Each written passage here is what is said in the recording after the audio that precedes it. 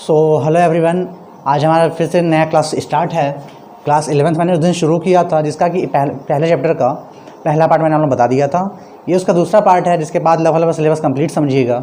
कुछ वीडियोस और आएंगे इसके, क्योंकि एक ही वीडियो में पूरा अगर चैप्टर कंप्लीट कर दूँ तो वीडियो बड़ा लेंदी हो जा रहा है, तो शायद आपको बोरियत हो जाए, और बिज़नेस में बोरियत नहीं होनी चाहिए। तो उस दिन तक मैंने शुरू किया था कि बिज़नेस के क्या डिफिनेशन होता है, बिज़नेस किसे कहते हैं, उसके कैरेक्टरिस्टिक्स क्या क्या हैं, बिज़नेस में क्या क्या कंसिस्ट होता है। और आज हम बात कर रहे हैं, बहुत ही इंपॉर्टेंट टॉपिक है आपके चैप्टर का, एनसीईआरटी का। बिज़नेस में आपका जो दो चीज़ें हैं, इंडस्ट्री और कॉमर्स। तो आज बात हो रही है इंडस्ट्री और कॉमर्स की। ये चार्ट आपकी बुक में भी है, पर शायद बुक से समझ में ना आए, इसलिए चार्ट मैं आपको समझा देता हूँ। तो बिज़नेस तो बेसिकली आप जान गए बिज़नेस क्या होता है।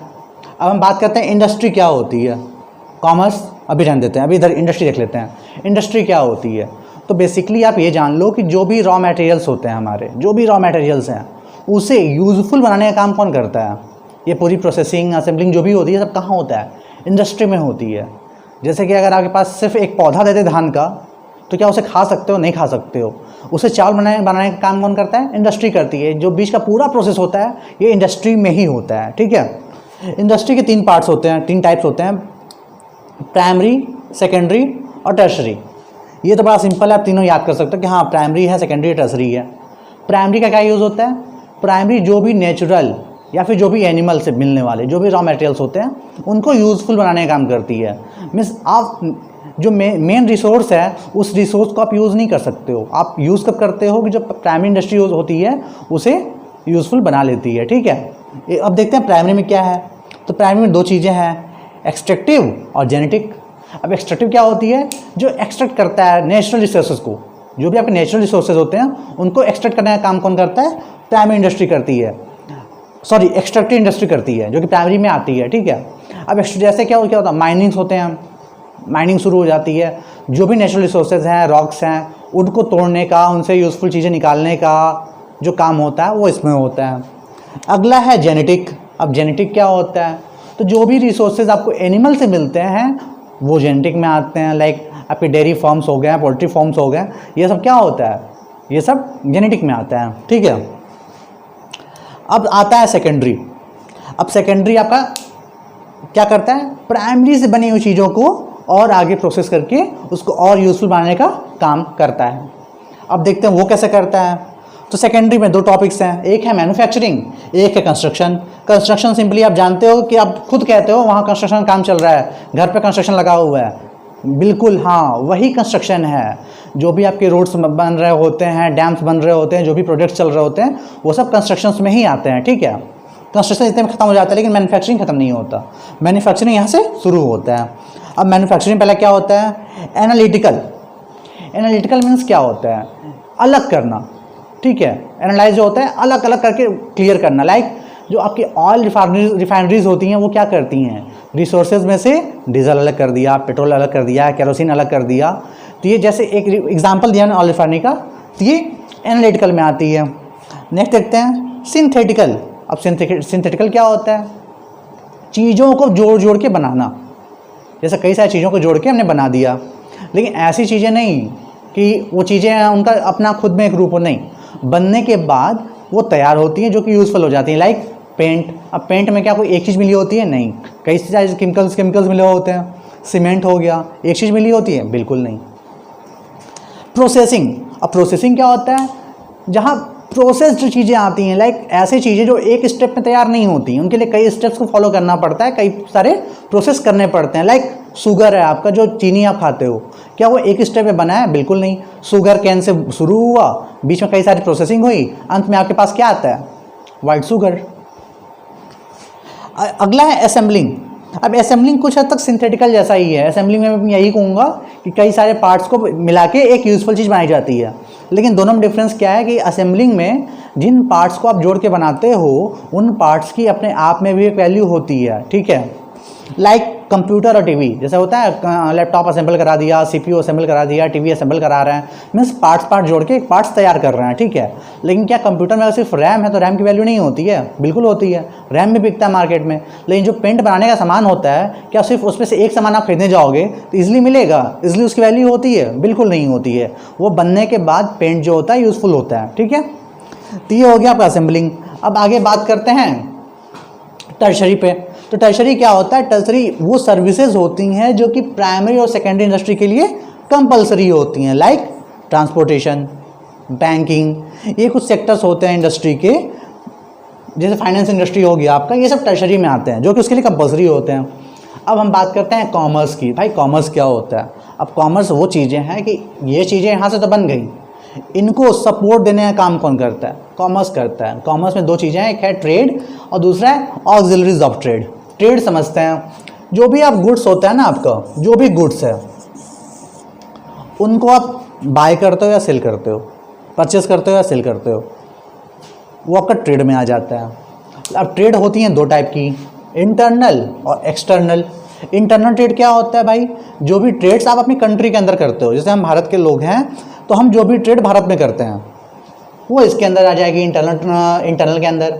अब उसमें क्या आता है? आप दो तरह के बिजनेस करते हो, दो तरह के ट्रेड करते हो, या तो होलसेल का करते होगे या तो रिटेलर होगे। तो इसमें दो होते हैं, एक होलसेल होता है, एक रिटेल होता है।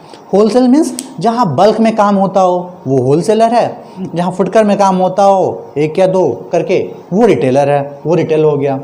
अब एक्सटर्नल में तीन पार्ट्स होते हैं, इंपोर्ट करना, एक्सपोर्ट करना और एंट्री पोर्ट करना। अब भाई कहोगे इंपोर्ट एक्सपोर्ट तो सुना है, एंट्री पोर्ट क्या होता है? तो बिल्कुल आपने इंपोर्ट एक्सपोर्ट सुना हुआ है, लेकिन फिर से बता देता हूँ इंपोर्ट क्या होता है। कोई भी सामान आप किसी दूसरे कंट्री से अपने यहाँ मंगाते हो तो आपने उसे इंपोर्ट किया, ठीक है। लेकिन कोई भी सामान आप अपने यहाँ से दूसरी कंट्री में भेजते हो तो आपने एक्सपोर्ट किया है। लेकिन एंट्री पोर्ट, इन दोनों से डिफरेंस होता है। यहाँ पे आप क्या होते हैं कि आप मिडिल मैन होते हो। लाइक मैं एग्जांपल दे रहा हूँ, आपने कोई भी सामान, जैसे कोई गुड्स है आपका, आपने चीन से मंगाया, उसमें थोड़ा बहुत इधर उधर करके अमेरिका भेज दिया, बीच की मार्जिन आपकी, आप हो गए मिडिल मैन। ना सामान आपके देश का था ना आपके देश ने खरीदा, आपने एक देश से मंगाया दूसरे देश में सेल कर दिया, वो होता है एंट्री पोर्ट। अब आती हैं भैया ऑक्सिलरीज टू ट्रेड क्या है? तो इसमें क्या होता है, कुछ सर्विसेज होती हैं, कुछ ऐसी सर्विसेज होती हैं जो आपकी प्रॉब्लम को सॉल्व करती हैं। लाइक जब आप इंडस्ट्री हो या आपका ये सेक्टर हो, ट्रेड हो, तो इसमें जो कुछ प्रॉब्लम्स आती हैं उनको सपोर्ट करने का काम होता है ऑक्सिलरीज ऑफ ट्रेड का। इसमें जैसे पांच चीज़ें होती हैं, ट्रांसपोर्टेशन हो गया, warehousing, insurance, banking and finance, ये बैंकिंग एंड फाइनेंस है, और एडवर्टाइजिंग। अब आप जान लो हिंड्रेंस क्या होता है, एक बहुत टॉपिक मतलब वर्ड टर्म मिलेगा आपको हिंड्रेंस, वो भी मैं इस वीडियो में ही क्लियर कर देता हूँ, उसके लिए अलग से वीडियो बनाने का सोचा था बट रहने देते हैं। हिंड्रेंस क्या होता है? जो भी ट्रबल्स होती हैं ना आपकी, तो यहाँ कॉमर्स में उसे हिंड्रेंस के नाम से जाना जाता है। अब हिंड्रेंस बेसिकली 5 होते हैं।